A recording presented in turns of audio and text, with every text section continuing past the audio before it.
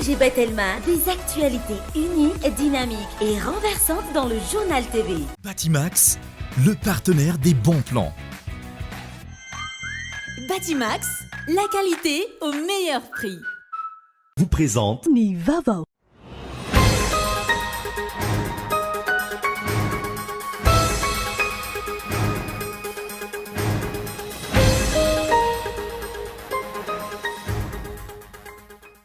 Misedra olana ny siam-piariana mikasika ny famokarana voankazo sy legioma amin'izao fotoan'izao. Maro ny tany akora simika azo ampiasaina amin'ny volontsikaritra amin'ireo vokatra vokariny.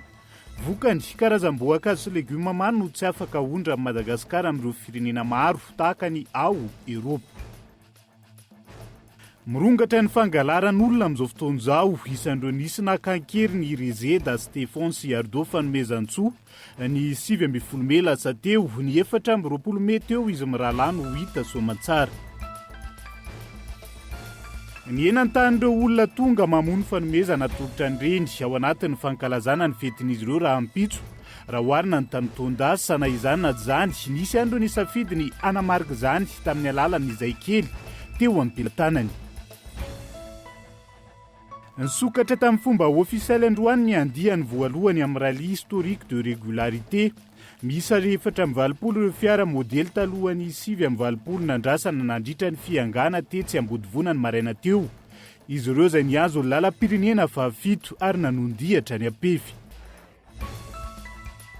Maresaka iraisany pirenena amin'ny toy ny fanafiana ataon'ny Rosia ny Donbass ao atsinanan'ny Ukraine.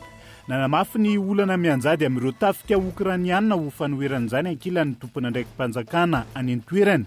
I Rosia izay manana tanjona ny ifehezana ny Donbass amin'izao fotoan'izao. Miandindin'izay.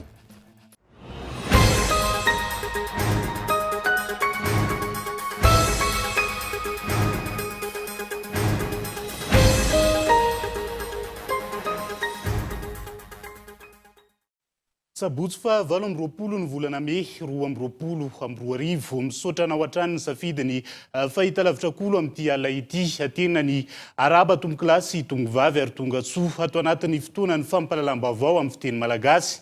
Isan'ny tarantsika izany dia niteraka ady hevitra sy savorovoro maro ny fanovana ny fepetra niraisy ny ministera ny raharaham-bahiny mikasika ny fahafahan'ireo mpila ravinahitra hivoaka ny Madagasikara raha toka entina hisorohana ny fanondranana antsokosokolona no antony fepetra maro ny ayamseho indrindra amin'ireo misehatra amin'ny opera amin'izao fotoan'izao mianta randrianaivo.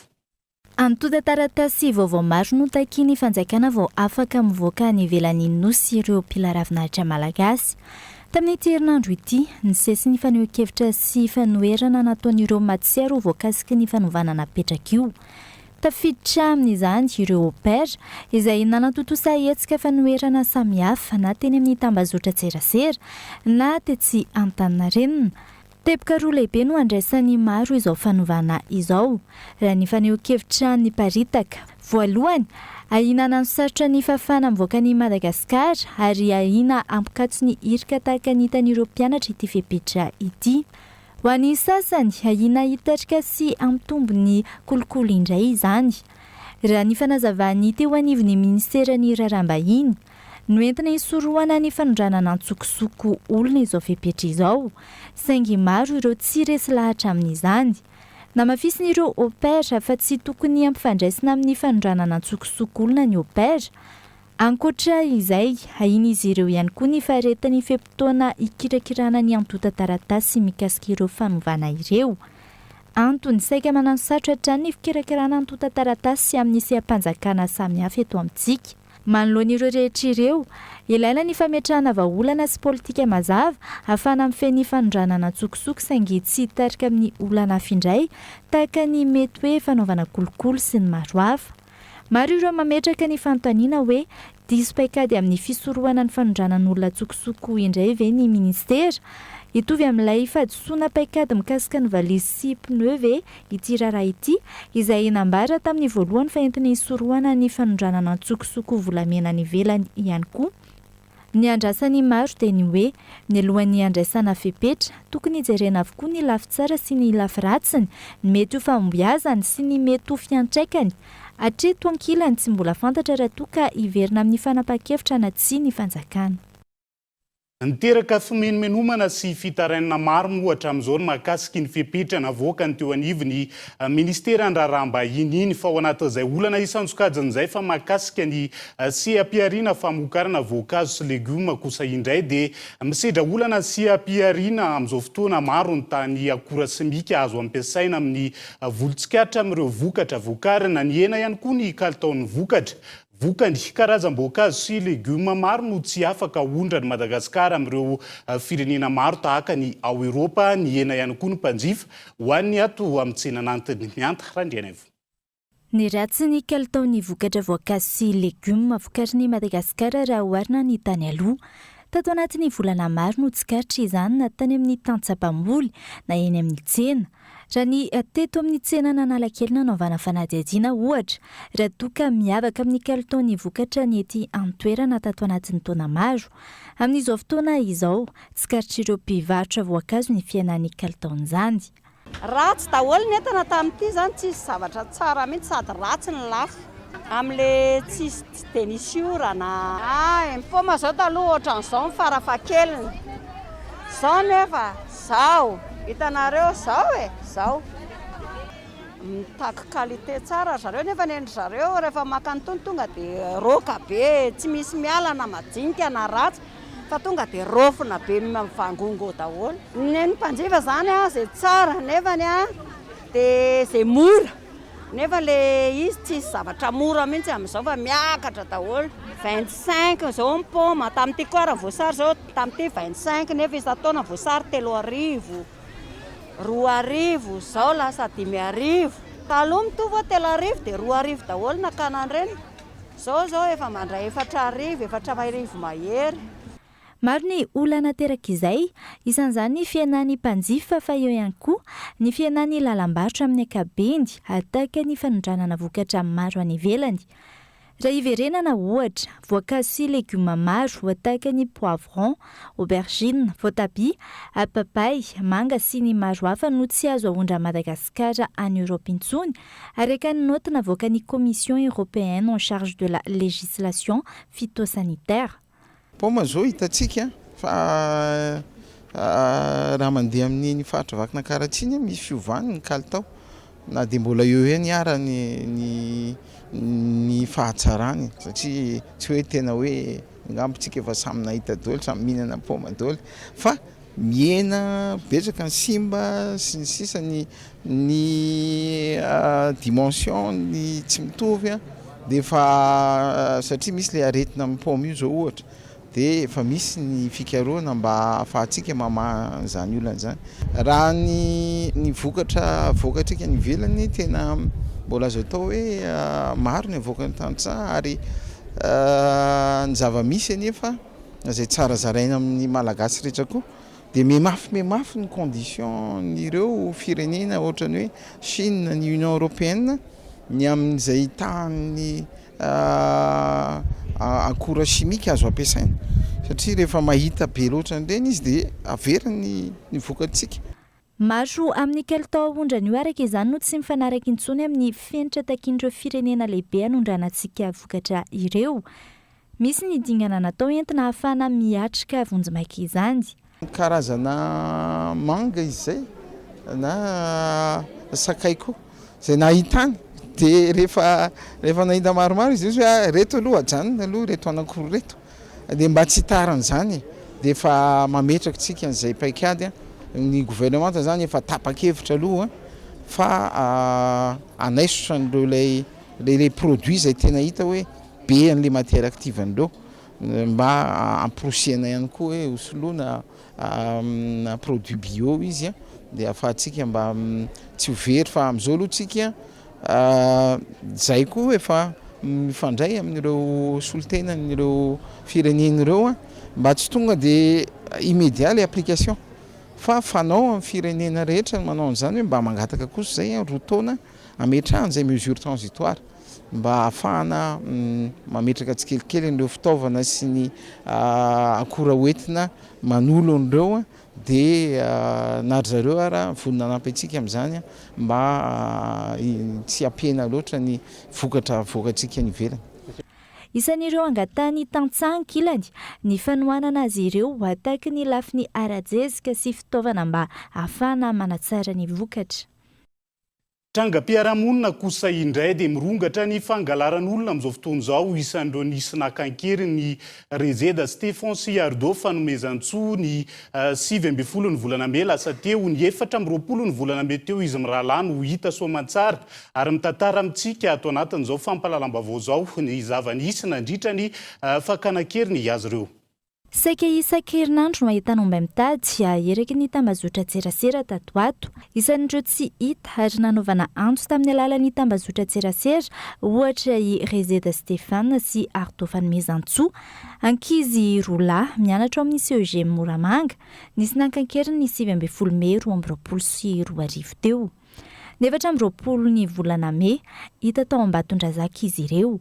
Araka amin'ny fitantaran'izy mirahalahy, teny ampodiana raha avy nianatra iny izy ireo no nisy nakankeriny.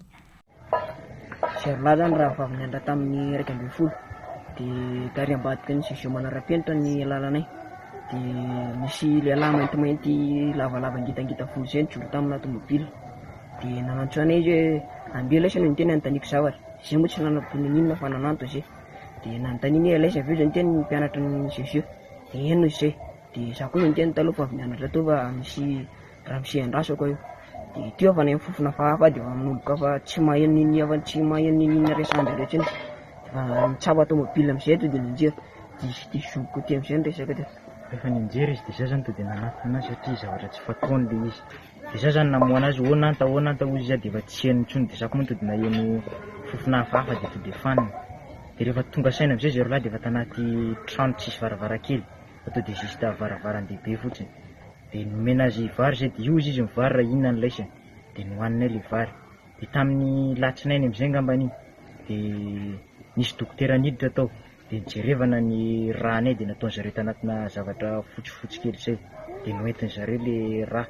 Dia rehefa natory amin'izay zay alina iny. Nomeny zareo vary zay dia natory amin'izay alina iny. Dia ny foavany zay to dia tamin'ny sisiny arabe. Dia nanaraka an'ilay arabe foana zay dia nahita lalana nidina. Nanaraka an'ilay lalana nidina zay dia nahita lala masinina.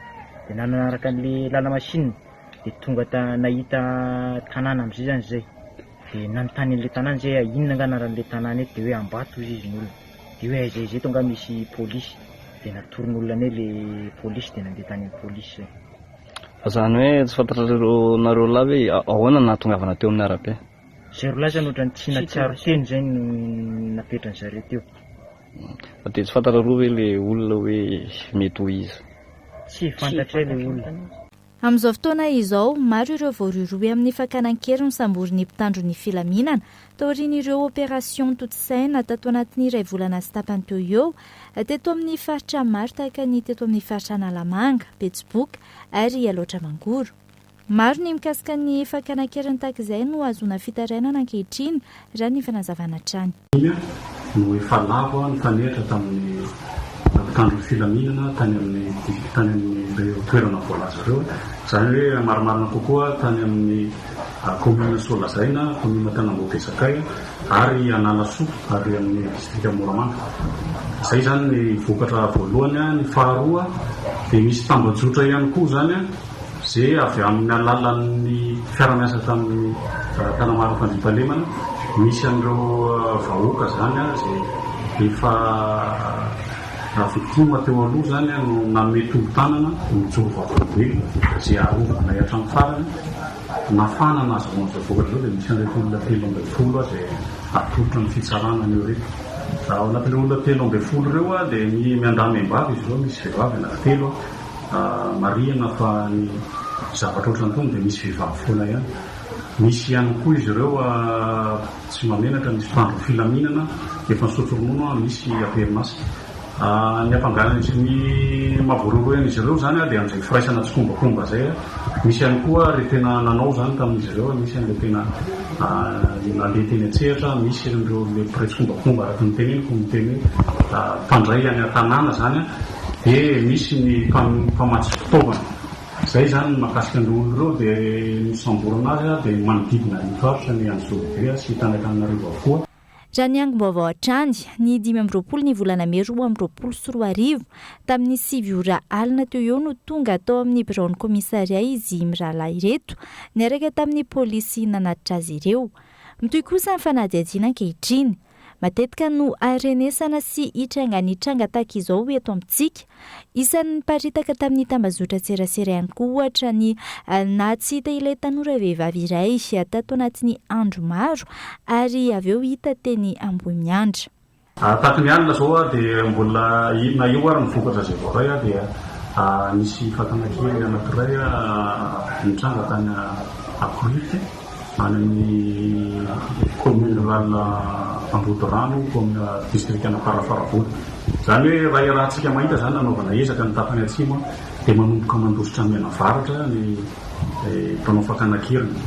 Dia izay zany no anetanana sahady ny vahoaka mba hametolo-tanana ny zavatra tahaka an'io satria raha nitranga voalaza io dia efa misy zandary efa manao fanarandia ny toerana fa ireo zandary ireo nefa tsy afaka miasa rery raha tsy misy ny fanampiana avy amintsika zany na ny tompon'andraikitra iny fokony na ny vahoaka mihitsy zany zay no angatahana. Ka mahakasika an'iny zany dia efa ny zandary ny toerana zany dia efa mitohy ny fanarandia ary miaraka amin'ireo zandary zany avy amin'ny faritra Betsipoka sy Analamanga izay miara-misalamina hatrany. Tany Ambatondrazaka ny tranginy fa hivenina kely eto Andrenivohitra sika atao anatin'ity fanadihadiana mahakasika ny tontolon'ny fampianaran'ity miroso kelikely amin'ny fanaovana ny famerenana ankehitriny ireo mpianatra kilasy fa maranana hiatrika ny fanadihana-mpanjakana baccalauréat. Misy amin'izy ireo ny safidy ny hanamafy izany amin'ny alalan'ny fanatanterahana ny koro ho famenoana sy ho fanatrarana ny programa jovita nandritra ny tao mpampianarana. Abraham Randriamanana. Anatin'ny famaranana ny programa mpampianarana ankehitriny any anivon'ireo sekoly, indrindra ho an'ireo kilasy famaranana hiatrika ny fanadihana-mpanjakana baccalauréat afaka 7 herinandro. Niteraka fahabangana ho an'ireo mpianatra ny fiatoana nisy nandritra ny taom-pianarana noho ny fiatraikan'ny valinaretina raha ny fanazavana. Za zao classe de terminal dia tamin'ireny hoe fotoana tsy nianarana nandritra ireny no mba nita ihany hoe nisy tsy fahampiana ihany zany tao anatin'ilay izy. Satria misy fotoana na any an-trano ary mety somary adiny ilay mamerina le fanianarana tany am-pianarana. Eo koa ilay mianatra fa voafetra zany ilay fotoana ianarana hoe amin'izao ka hatramin'izao dia mizara ilay izy fa tsy hoe mianatra pariva ny andro sy ny tontolon'andro. Manoloan'izany, samy manana ny paikady entina hanatrarana sy hamenoana ny lesoka nandritra ny taom-pianarana ireo mpianatra. Eo koa ny miroso amin'ny fanatanterahana ny famerenana amin'ny alalan'ny koro. Manao fiche dia le tsy dia mianatra lesona be intsony fa le sujet type no traitena. Efa milamindamina ny sasatsasa moa zavatra hoe izy rehetra. Matematika no tena mampanahy manokana aloha zany satria zako sériel dia tsy dia makany loatra. Mila tosika fa matière de base efa presque daholo ny sasany. Miankina amin'ny entimanana ny anatanterahana ny koro ny zanaka nalan'ny fanadinana raha nambarany ray aman-drenin'ny mpianatra. Resaka fahasahiranana amin'ny ara-bola aloha dia ilay manao koro mihitsy satria ohatry ny zanako izao privé izy dia nefa efa mandoa écolazy dia raha mbola andoa frais ana koro dia tena tsy maharaka mihitsy ny koro. Raha matera ray dia adiny ray 5 000 isaka sabotsy 1000 ariary zany isaka sabotsy. Dia raha manao matera roa zany izy akadiny roa dia efa 2000 ariary. Tena mandany vola be amin'ny ankapobeny satria ianao te ahita vokatra tsara. Eny ny sakafo ny régime satria ianao mila manaraka régime koa izy mba hitoeran'ilay fitadidiana zany. Fitaovana mbola eto aloha mbola ilay fitaovana nidiran'ny nianatra ihany fa rehefa tena tonga ilay examen dia tsy maintsy mandany vola fandroa indray zany mividy fitaovana ilainy amin'ilay examen. Mpianatra kilasy famaranana miisa 790 ao amin'ny boriboritany faharoa ankehitriny no hisitraka fampianarana maimaim-poana tao anatin'ny 7 herinandro anatin'ny fanomanana ny fiatrehana ny fanadinana baccalauréat.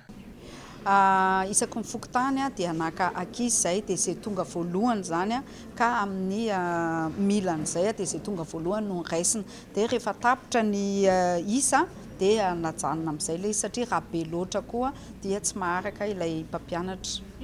Aty amin'ny cours zany izy mivalapatra kokoa amin'ny question sy ny exercice izay karazana exercice atao anatin'izy. Tsy ahivina ho tanterahina ny 20 hatramin'ny 12 ny volana jolay ho avy izao ny fanadinam-panjakana baccalauréat ho an'ity taona 2024 ity.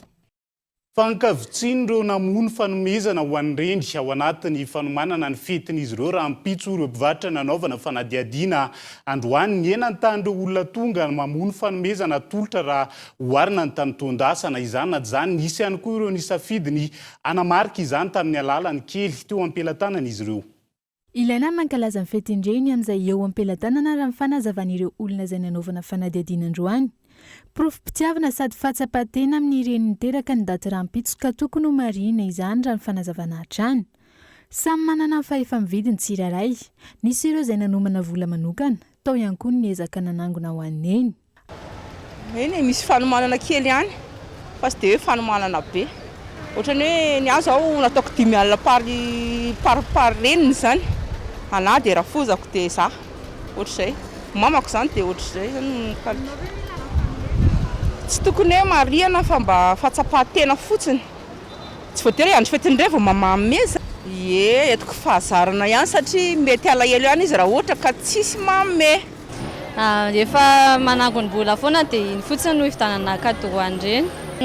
Tsy dia hoe manomana be fa rehefa ampy hivitanana ho anazy fotsiny rehefa le any an-tsena dia izay. Amin'izao akatoko ny fetin'ireny izao nefa mbola kavitsiana ireo izay misafidy ny hanome fanomezana raha mifanazavan'ireo mpivarotra teny Analakely androany. Tana be ny tsena fa lasa tsisy tsena ilay olona dia ilay olona koa moa lasa tsisy vola soa mihitsy amin'izao. Tsisy tsena mihitsy. Hafa ny tamin'ny herintaona dia hafa ny tamin'ity. Izao ny olona lasa tsisy vola daholo ny olona. 5 000 dia 500 sy 700 sy 300. Tsy takatsy ilay volan'ilay olona tsony ilay izy. Amin'ilay vidim-penana zany efa misondrotra daholo sy ny tariny. Manomboka amin'ny 5,000 ariary ny mamono fanomezana. 10,000 ariary kosa raha misafidy ireo arona voatokana. Tsy toy ny tany taondasa nefa mangina ny tsena hoy ireo mpamony izany fanomezana izany. Tsena zao tena tsy mandeha mihitsy amin'izao hoe tsy malafo mihitsy izay fa efa zavatra fanaonay fotsiny ity dia mba atao fa tena sady miakatra ny vidin'entana. Ny tsena tsy mandeha, ny olona tsy manam-bola. Ny olona zany ohatrany hoe tsy mahavitrika mihitsy manao an'ilay izy fa zany hoe mba ohatrany hoe ohatrany hoe mba fanajana fotsiny maray aman-dreny an'ilay olona dia tsy vitany mba atao. Na tamin'ny herintaona dia tena tsy mety mihitsy ny tsena tamin'ity. Efa zavatra fanaonay dia tsy maintsy atao fotsiny ilay izy hoe sitriny fotsiny. Raha ampitso 7 Mei ny fankalazana ny fetin'ireny maneran-tany. Samy manana ny anamariany azy ny tsirairay na eo aza ny fahasahiranana sy ireo rotoroto amin'ny andavanandro. Raika manatranatra reny ka madindinika fa lainga rafitino mihoatra ny dada sy ny eny isany ohabolana malagasy milaza ny masaribidi ny ray aman-dreny zany ka etiko atao teny firarintsoa anareo reny rehetra sahady ho amin'izay raha ampitso izay. Raha ampitso izay fa ho an'ny androany dia lamina amin'ny ankapobeny ny fifamivozana teto andrenivohitra tamin'ity androany ity ny toy ny fampiarana ny lamina sy ny fepetra vaovao napetraky ny komuna ny Antananarivo renivohitra ho fanavaozana sy fanatsarana ny fifamivozana dia ho arahintsika ato anatin'ity sary tsy ankiteny ity ny momba izay.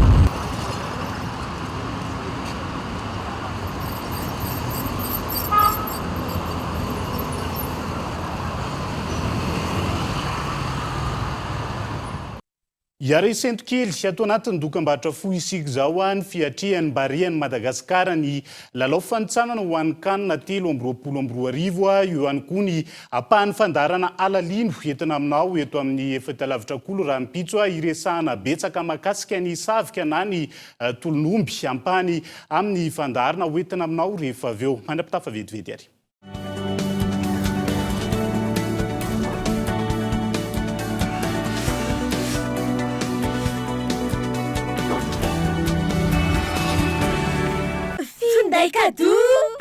Finday cadeau aneny ararotiny fianam-bidy afinday Telma amifampiray masy Legion Max dia tololo fanomezana tsara indrindra ineny tonga vaingana eny amin'ny Telma Shop tolotra manakely hatramin'ny 30 zona.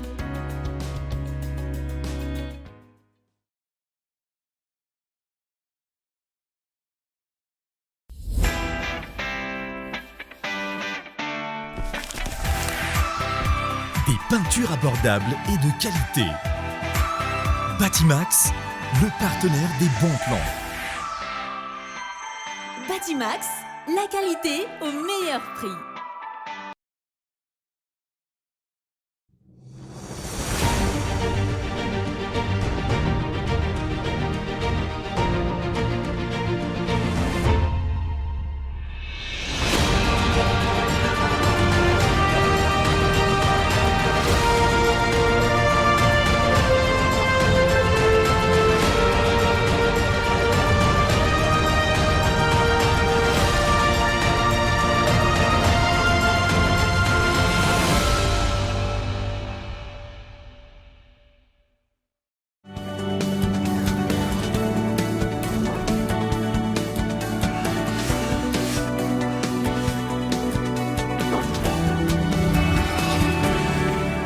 Tonga soa indray ato anatin'ny tapany faharoa amin'ny fampalalam-baovao amin'ny fiteny malagasy amin'ity ala ity isan'ny tarantsika izany dia anisany olana amin'ny fampandrosoana ao anatin'ny komuna Ambohidranandriana distrika Antsirabe faharoa ny faratsiany lalana amin'izao fotoana izao misedra olana arak'izany ireo tantsaha eo amin'ny lafiny famoaham-bokatra raha ny nambaran'izy ireo Andrinirina Randria Miarisoa Kolo Antsirabe.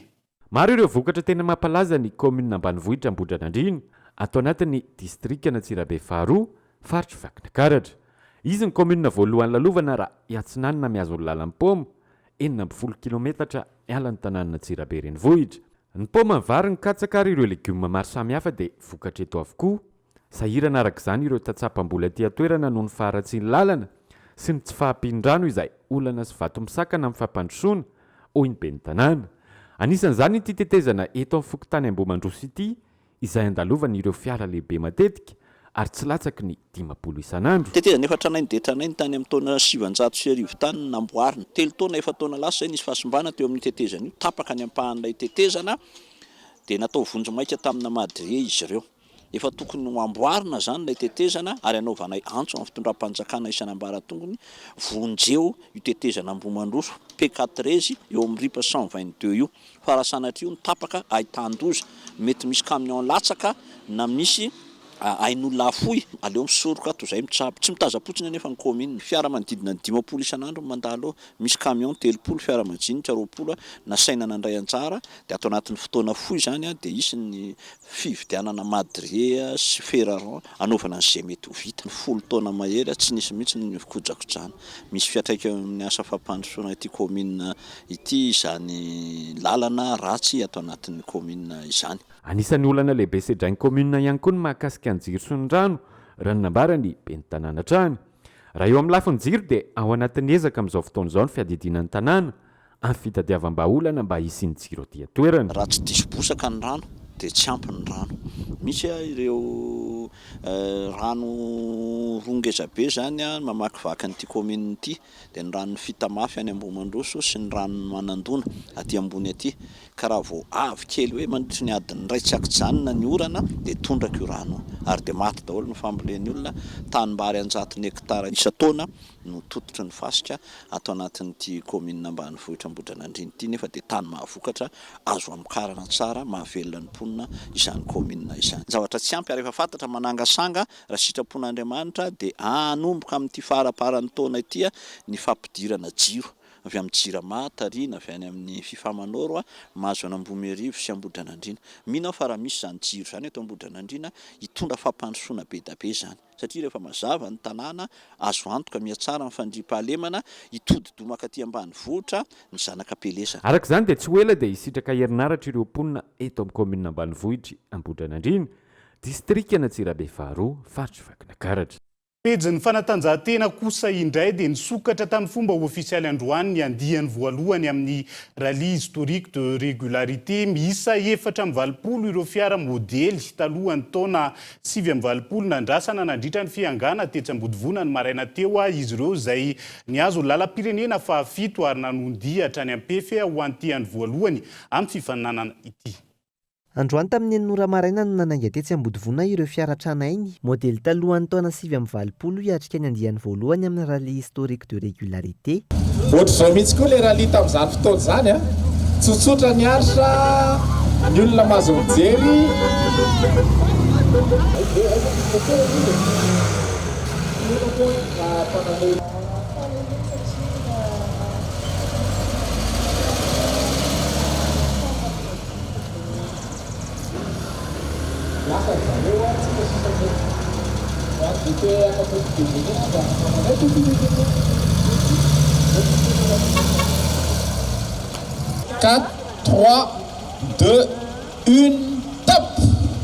Namonjy ny lalam-pirenena fahafito hatreny Sambaina ireo fiara nifaninana tao aorian'izay ary niazo ny lalam-pirenena fahatelo amby efapolo hatreny ampefo ho an'ny Androany. Hijanona ny antoerana Androany alina ireo mpifaninana ho tanterahina tao anatin'ny 2 andro ny rallye historique de régularité ho an'ny rahampitso alahady. Iainga ho ampefy miazo ny lalam-pirenena voalohany ary iverina etsy Ambodivona ireo fiara mpandray anjara. Ny fanarahana ireo lalan'ny fifamoivoizana no anisany hotsaraina amin'ny ity andiany voalohany amin'ny rallye historique de régularité ity raha nambaran'ny mpikarakara.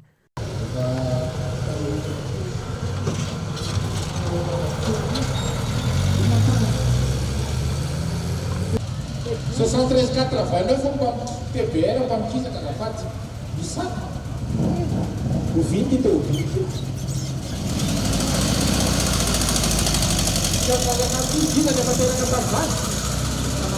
top paransymanu équipage 25 mapana le départ azafady. Tsy hetsika eo anatin'izay tontolo ny fanatanjahantena izay hatrany isika fa mandidina ny taranja baolina kitra kosa indray dia mampananitra kefa sy ny fahavononan'ireo mpilalao ny Barea ny Madagasikara hoy ireo mpankafy baolina kitra nanaovan'ny mpanao gazety fanadihadiana tamin'ity androany ity taorian'ny fialany Abel Anese tsy hopikamba ny ekipa pirenena intsony na izany na tsy izany misy hatrany ny fanantenana amin'ny fiatrehana ny lalao amin'ny voalohan'ny volana Jona ho avy izao na eo aza ireo olana isantsokajiny. Anisan'ny mpilalao manan-danja eo amin'ny ekipa pirenena malagasy Abel Anese hoy ireo mpankafy baolina kitra androany. Mety hisy fiantraikany amin'ireo lalao araka izany ny fialan'ity kapiten'ny ekipa ity raha ny fanazavana hatrany. Ratsahivina moa, mpilalao 5 no fantatra fa tsy ho avy mandritra ny andro voaloha sy faharoa ny kanina 7-24. Manoloan'izany nefa, manohana hatrany ireo mpankafy baolina kitra na misy azy ireo ayay amin'ny fizotry ny lalao. Ie mety hisy fivana kely any satria izy zao milalao ampovoany dia mety lasa banga kely satria le mpilalao vaovao mety mbola tsy zatra tsara miaraka dia izay. Raha ny fahitako anazy aloha raha le composition farany teo dia mety ho tafiakatra amin'ny Barea amin'ity taona ity. Ie. Eny raha amin'ny ekipa pirentsika aloha mety hisy fahabangana satria le ry zany zao ny hita hoe kapiten'ny Barea amin'izao fotoana. Dia raha ohatra hoe miala izy mety mbola sarosarotra indray ny hitady hoe solo toerany Abel Anese satria mantsy le ry zao ny hitako hoe mety tsara atako antsika ao ampovoan'ny Barea. Tsy maintsy hoe manantena foana antsika. Tsy maintsy manantena raha hiteny hoe misy fanantenana be aloha mbola sarosarotra ihany. Eny raha filalaoan'ny zareo le tamin'le noetany Rabesandrata iny aloha tsaratsara le zoerana Alain Depuis ireny satria efa misy miaraka amin'ny zareo le tamin'ny Depuis zany le nampiarahany amin'ny Rabesandrata na le amin'izao mino fa mety tsara. Omaly nanambara tamin'ny fomba ofisialy Abel Anese izay kapiten'ny Barea Madagasikara fa tsy ho ekipa pirenena intsony ny tenany. Raha ny fanazavana nandritra ny horonan-tsary izay navoakany tao amin'ny page Facebook, maro loatra ireo fahavoazana izay mahazo azy isaky ny milalao miaraka amin'ny Barea, eo ihany koa ny taona izay efa mandroso amin'ny maha mpilalao baolina kitra azy. Araky ny ny discussion nataoko tamin'ny mpianakaviako sy mpanazatra sy ny olona fantapatako ao amin'ny fédération dia tapa-kevitra za androany fa hijanona tsy hanao amin'ny Barea intsony en tant que joueur. Ny anton'izay dia fa hitanareo ihany fa nitaona araka nefa tenenareo hoe efa antitra reny zao ok c'est pas grave fa taona zany tsy manino zany fa raha anao matetika blessé 100%. Anao manao amin'ny équipe nationale za mila mouiller le maillot, mila me donner à 100% satria anao défendre le pays anao. Donc j'ai décidé ao zay ampy ana izay match rehetra zay nataoko tamin'ny Barea, na ny fahatsiarovana farany tsara na ny fahatsiarovana farany ratsy dia raisiko ampifaliana daholo ny zavatra vitako tao amin'ny Barea. Androany no niainga tetsy amin'ny seranam-piaramanidina Ivato ireo mpilalao Barea sy ny ekipa teknika hiatrika ny lalao fifanitsanana kanina 2024 any Ankirariny Vohitra. Ny voalohany volana Jona ho avy izao ny lalao voalohany izay atrehan'izy ireo any an-toerana ary ny 5 Jona izao kosa no ifanandrina amin'ny Angola eto an-tanindrazana ireo mpilalao. Mirary fa omby ajana trano moa zany ry Barea ny Madagasikara ao anatin'izay tonga dia totoany mpifanandrina antsika ao anatin'iny.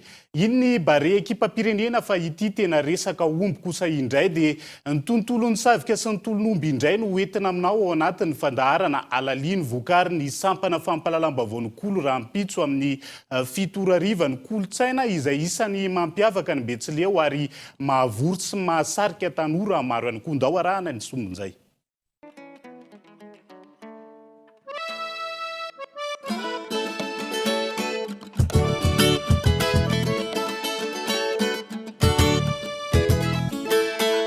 Manan-karena kolotsaina ny Betsileo tahaka ireo foko hafa misy eto Madagasikara. Isan'ny kolotsaina ikambanan'ny Betsileo rehetra na any amin'ny faritra Matsisitra ambony na any amin'ny faritra Amoron'Many ny savika na ny tolon'omby. Tany am-piandohana nanana ny tantarany ny savika ary efa talohan'ny taonjato fa 770 no nisihany tany amin'izany ny foko Betsileo iny.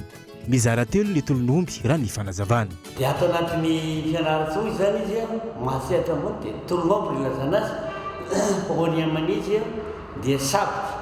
Io zany dia sahala amin'ny fanatanjahantena dia ohatran'ny kolosaina miavaka koa agnatin'ny faritany mahasehatra Ambondisy Imania. Ary ny zava-dehibe ao anatin'io dia tamin'ny andro fahataona izy io dia tena natao kilalao mahavilim-bolo amina hakafaliana sy amina nafiny ataontsika hoe firaisakina naovana ny tolon'omby satria ny omby aloha azadiny faharena ny omby ao anatin'izay isany anatina kolosaina ilay izy.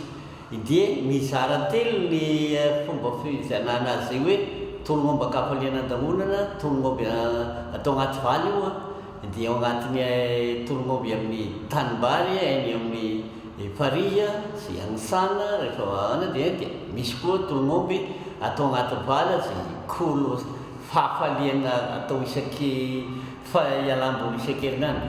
Raha ny fantatra fotoana nanehoana firaisan-kina teo amin'ny Ntaolo fahiny manainga osy izany hoe fifampiantsona ireo olona amin'ny tanàna manodidina Kavorolanina hanosy tanimbary ny savika sady miala voly izy ireo no mifanampy amin'ny asa. Tena tanimbary no niandohany ny savika voalohany.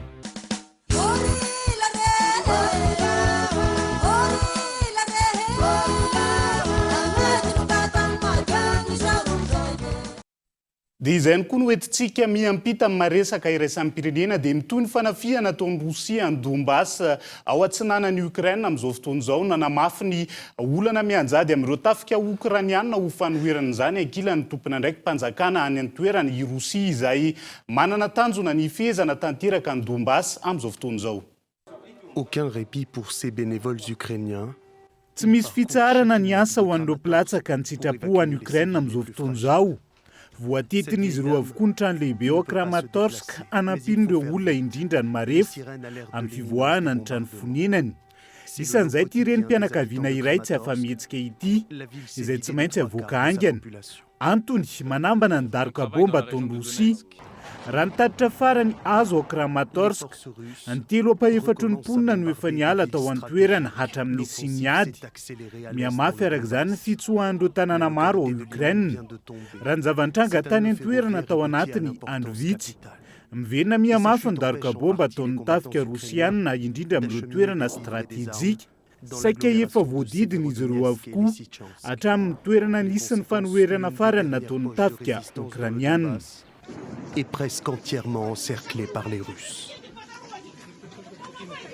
Dia izay ny koa no entina manakatona ny fampalalam-baovao amin'ity ala ity ankasitrahany ianao nanaraka izany hatramin'ny farany mirary farany herinandro mahafinaritra ho antsika rehetra indrindra indreny ao anatin'izay fankalazana ny fetin'izy ireo ho amin'ny rapido izay veloma tompoko.